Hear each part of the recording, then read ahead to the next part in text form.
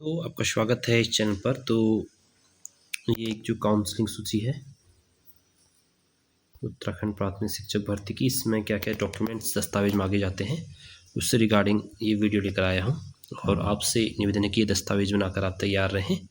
आप काउंसलिंग बहुत नज़दीक आपकी होगी, तो क्या क्या चीज़ें महत्वपूर्ण हैं। जो शैक्षिक प्रमाण पत्र हैं और अन्य प्रमाण पत्र होंगे, और जो NIS टेलर संबंधी जो प्रमाण पत्र हैं वो मांगे जाएंगे या नहीं मांगे जाएंगे, और अगर मांगे जाएंगे तो क्या क्या महत्वपूर्ण है, सारे कुछ इस वीडियो में जानेंगे। उससे पहले दोस्तों आपसे निवेदन है, चैनल पहली बार आएंगे तो प्लीज़ चैनल को लाइक सब्सक्राइब अवश्य कर देना। तो ये काउंसलिंग लिस्ट है चंपावत की, चंपावत कार्यालय द्वारा क्या क्या इसमें मांगा गया था, इसको जानते हैं। ये देखेंगे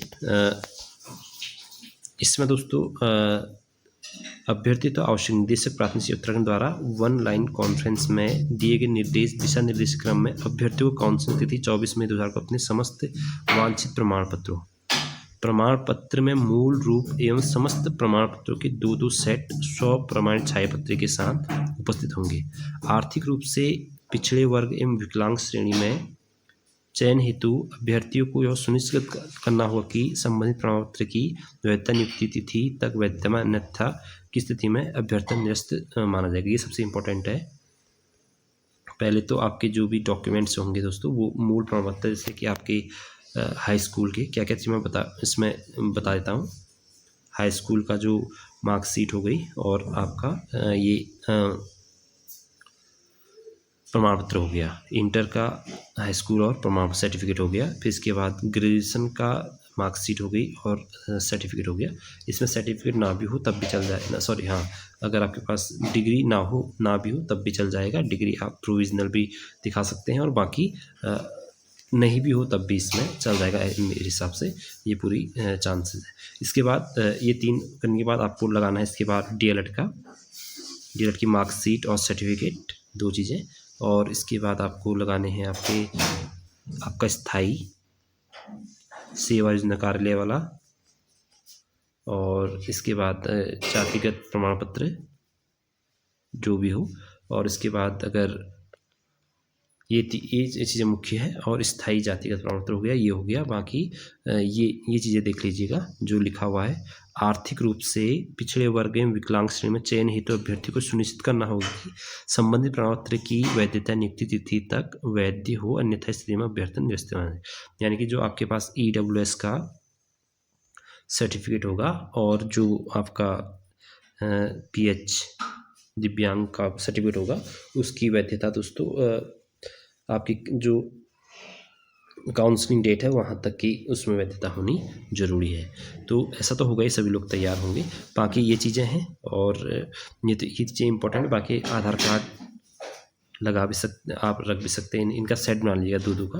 आधार कार्ड लगा भी सकते हैं, नहीं भी लगा सकते हैं। बाकी फ़ोटो भी रख लें साथ में, 2 फ़ोटो। तो इसके 2 सेट बनाने हैं आपको प्रत्येक चीज़ की, और उसको एक फाइल कर लेंगे।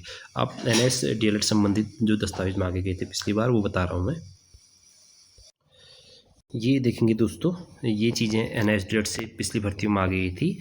देखिए 10 अगस्त 2017 से 31 मार्च 2029 का सेवारत के संबंधित साक्षी, जो आप 10 अगस्त से 31 मार्च 2029 तक NIS DLED in service teacher को कराया गया था स्कूल के माध्यम से सरकार द्वारा। तो उसके साक्षी ये चीज़ें करनी। नियुक्ति की विज्ञापन की प्रमाणित प्रति, नियुक्ति पत्र मूल में हो, मतलब कि ओरिजिनल हो। प्रबंधन संस्था के प्रबंधीकरण का अनुमोदन। 10 अगस्त 2017 से 31 मार्च 2009 तक विद्यालय द्वारा किए गए वेतन भुगतान के साक्ष्यों की प्रमाणित प्रति। 10 अगस्त 2017 से 31 मार्च 2019 तक उपस्थिति पंजिका की प्रमाणित प्रति, और पठन पाठन की समय सारणी प्रमाणित। ये चीज़ें मांगी गई थी, लेकिन ये कहीं कहीं तो बिल्कुल स्ट्रिक्टली मांगी गई थी, किसी किसी ज़िले में कहीं पर छूट दिया गया था। मुख्यतः 3 चीज़ें मांगी गई थी दोस्तों। एक तो आपका एक्सपीरियंस सर्टिफिकेट, जिससे ये पता चलता है कि आप उसी स्कूल में पढ़ाते हैं।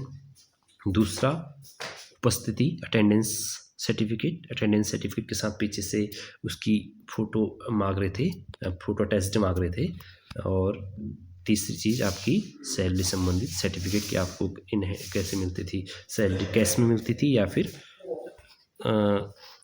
वैसे बैंक में आती थी। तो ये 3 चीज़ें मुख्य तौर पर मांगी जा रही थी सभी ज़िलों में, और कहीं कहीं पर तो सारी चीज़ें मांगी जाती है। अब इस भर्ती में मांगा जाएगा ना मांगा जाए ये अलग मैटर करता है, लेकिन चूँकि NIS जो था दोस्तों वो इन सर्विस टीचर्स के लिए था। NIS से DLED जिन अभ्यर्थियों ने किया था वो था दोस्तों इन सर्विस टीचर के लिए, यानी कि जो कि पढ़ा रहे थे किसी स्कूल में।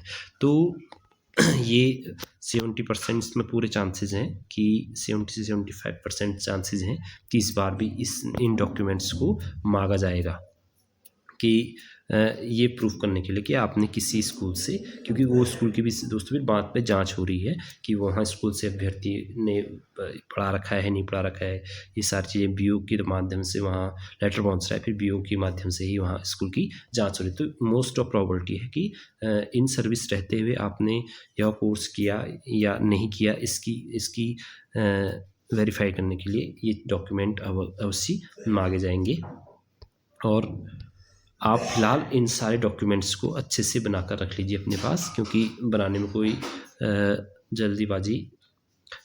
कोई दिक्कत नहीं है, क्योंकि अगर आपने वास्तव में कर रखा है तो स्कूल भी मना नहीं कर सकता है इसमें, क्योंकि अगर इसके अगेंस्ट कोई केस कोर्ट में चले जाएगा कि स्कूल वाला नहीं दे रहे हैं, तो फिर कोर्ट खुद ब खुद अपने हिसाब से उनसे मांग लेगा। तो आप इसमें कोई बड़ी दिक्कत नहीं है, आप सारे डॉक्यूमेंट्स अपने हिसाब से बना लीजिए, जितने ज़्यादा बनाने, कम से कम मैंने बता दिया आपको क्या क्या डॉक्यूमेंट्स आपको बनाने हैं। एक्सपीरियंस सर्टिफिकेट हो गया, अटेंडेंस सर्टिफिकेट हो गया, सैलरी सर्टिफिकेट हो गया, और अटेंडेंस की फ़ोटो ले लें और उसको प्रिंटेड भी कर सकते हैं। बाकी सैलरी की भी फ़ोटो ले रहे हैं उसकी भी प्रिंट कर सकते हैं, सिर्फ इतने ही 2 साल की 17 से 19 के बीच की।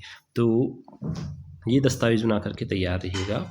और मेरिट सर्टिफिकेट अगर उनकी शादी होगी तो वो लगा सकते हैं, अगर उनका नाम चेंज हो गया है तो उससे संबंध, और भी अगर डॉक्यूमेंट्स जो आपको लग रहा है कि मुझे भी दे देनी चाहिए तो उनको भी आप दे दें, जिससे कि बाद में कोई दिक्कत ना हो, जांच वाँच में ना हो। तो ये थी आज की वीडियो, पसंद आई होगी आपको आई होप, और जानकारी अच्छी लगी होगी। अगर चैनल पर पहली बार आएंगे दोस्तों प्लीज़ चैनल को लाइक सब्सक्राइब अवश्य करना। फिर मिलेंगे एक नेक्स्ट वीडियो में नई अपडेट के साथ, और इन चीज़ों को कर लीजिएगा, ये बहुत अति महत्वपूर्ण है। आपको नमस्ते, धन्यवाद।